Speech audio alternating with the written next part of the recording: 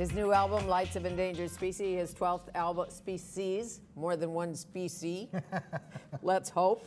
Interesting title, Matthew Good. What does it mean to you?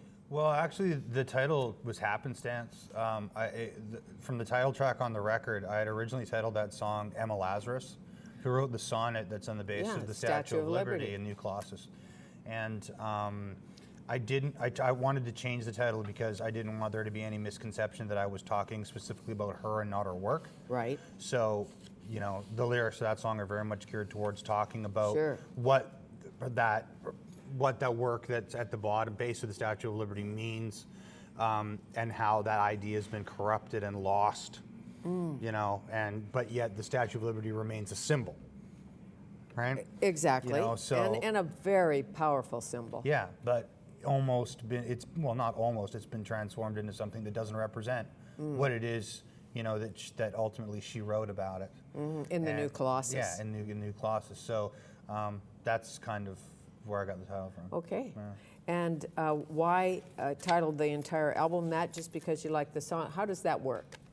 It's the song you like the most? It's a great title. It's a great title. It's a great That's title. just it. It's that simple. You know, you end up, you know, you write the song, you change it you come up with the title, you're like, that's a great title. It's pretty much that simple. Let's go there. In a Place of Lesser Men, first single? Yeah. Tell me about that song.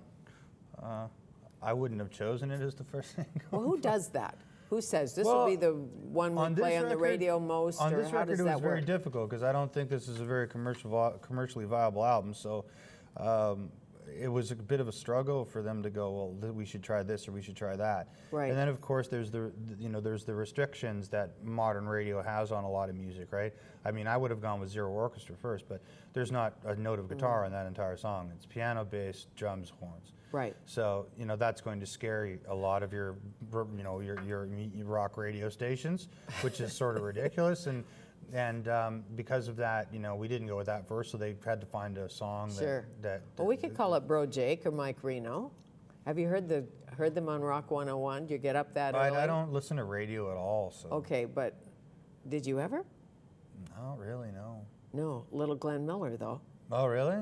Didn't you? Is Rock 101 getting that old? No. But it's now Jake and the Rockstar. They've got Reno on as the counterpart with Jake. Okay. So there you go. Let's go back to In a Place of Lesser Men. I think, and having read the lyric and listened to the song, she walks from work at night, blood on bait. Is it about a sex trade worker? No, it's about inequalities in society. I use kind of the inequality that's still, you know, to this day, still prevalent between men and women. I use that kind of as a metaphor to just talk about the fact that, you know, and I use the title of the song and the lyric of the song kind of as a representation of the fact that, you know, we have the ability to do certain things and influence certain things, but we choose not to. And because we choose not to, you know, the status quo becomes that, you know, that which is dictated by, you know, people of lesser quality. And because it's dictated by people of lesser quality, they end up running things. And we allow it. And yeah. And you blog about it. Yes, you do. To be an individual in society at any time, to say what people don't like to hear, to step forward, to not follow the pack, it's not easy. Well, it's a very difficult thing, especially when you're talking about conflicts and people not liking, you know what I mean? I think since 2001, you know, and especially in the lead up to the Iraq War, most of all, just not only the ignorance, but the refusal to place, you know, or not the refusal to place anything, the decision to ignore history, to erase connections, not even to decades past, but to like 15 years ago.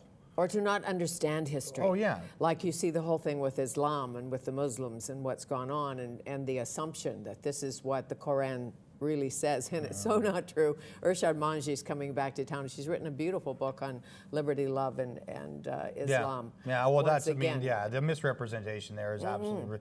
I mean, that's just been unbelievable. One of the most unbelievable things over the last decade. So, what's next? It's a terrible thing to ask a musician and a new father. Well, I made a deal with my wife that I wouldn't go on tour until the fall.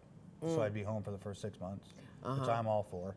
So I'll go on tour in the fall, and we'll finish up Canada before Christmas, and then States in the new year, and you know, on from there, and then look at a new record. The touring life. Yep. It's not easy on families, as you know so well. No, it's not. It's not easy. Does your wife sing or play, or is she musical? Not really, no. But she likes you. Well, yeah, if my wife does anything, she's one hell of a writer. Yeah, and she's a hell of a photographer. So, yeah. Well, that works. No, she's definitely got, I mean, a gardener as well, and you know. Sure, but you said once that you spent, I don't know how many decades, probably 2, ignoring image. Yeah. You said that. And she's a photographer, you see?